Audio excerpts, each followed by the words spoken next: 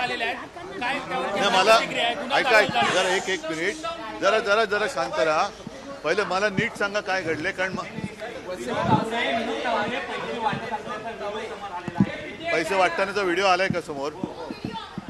मग आता एक हा व्हिडिओ कोणी बघायला पाहिजे? निवडणूक आयोगाने बघायला पाहिजे, कारण काल अनिल देशमुखांचं डोकं आपोआप फुटलं. आज पैसे जर वाटतानाचा व्हिडिओ असेल तर हे जादूचे पैसे आले कुठून, कोणाच्या खिशात जात होते? तर आत्ता मी गेलो तर माझे तुळजाभवानीच्या दर्शनाला जाताना माझी बॅग तपासली. मग यांच्या बॅगेतले पैसे आणि मग हे दगड तपासणार कोण? तर मला असं वाटतं की निवडणूक आयोगाने याच्यामध्ये कठोर कारवाई केली पाहिजे, नाहीतर निवडणूक आयोगावरती कारवाई करण्यासाठी आम्हाला काहीतरी वेगळा मार्ग बघावा लागेल.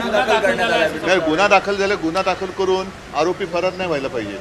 कारण असं काही ठिकाणावरनं मला माहिती मिळाली की काल सुद्धा कदाचित ते त्यांच्या गँगवर असू शकेल, कारण काल नाशिकमध्ये यांच्या गटापैकी एक गट पैसे वाटताना काही जण फरार झाल्याचं ऐक्यू माहिती आहे. माझ्याकडे काही त्याच्याबद्दल पुरावा नाही. निवडणूक निपक्षपातीपणाने हे घडलं असेल आणि तुमच्याकडे जर का व्हिडिओ असेल तर त्याच्यावरती कारवाई झालीच पाहिजे, कारण कायदा सगळ्यांना सारखा असेल तर तो यावेळेला दाखला.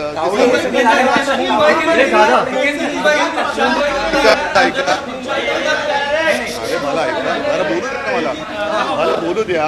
आता पहिल्या प्रथम तावडे जर का तावडीत सापडले असतील तर त्यांनी आतापर्यंतची सरकार कशी पाडली आणि कशी बनवली त्याचा सुद्धा पुरावा आहे.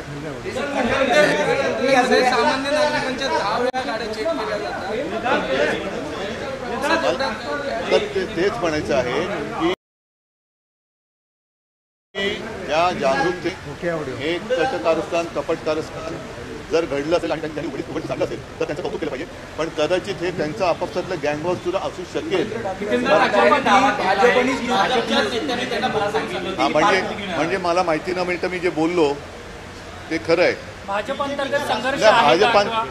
अंतर्गत असेल किंवा मिंदे आणि यांचा पण असू शकेल, कारण काल नाशिकमध्ये सुद्धा असेच व्हिडिओ काही समोर आलेत. तुमच्यापर्यंत पोहोचलेत की मला कल्पना नाही.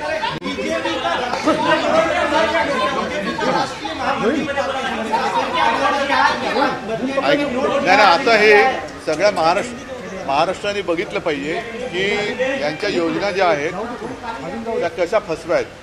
म्हणजे एका बाजूला बहिणीला 1500 आणि यांना मात्र थप्प्याच्या थप्प्या चाललेल्या आहेत. हे महाराष्ट्र उघड्या डोळ्याने बघतो.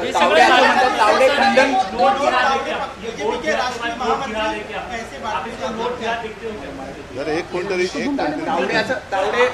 सगळ्यांचं खंडन करतायत. आता हा शब्द खूप चांगला आहे की भाजप मिंदे आणि अजित पवारांचा नोट जिहाद आहे का? नोट जिहाद आहे का? म्हणजे बटेंगे और जितेंगे असं त्यांचं काय, बाटेंगे और बाटेंगे पैसा बाटेंगे और जितेंगे असं त्यांचं काय आहे का? ह्याचा आता छडा लागला पाहिजे. पण मी संपूर्ण महाराष्ट्राने उघड्या डोळ्याने पाहिलेलं आहे, त्याच्यामुळे महाराष्ट्रच काय तो उद्या निर्णय घेईल.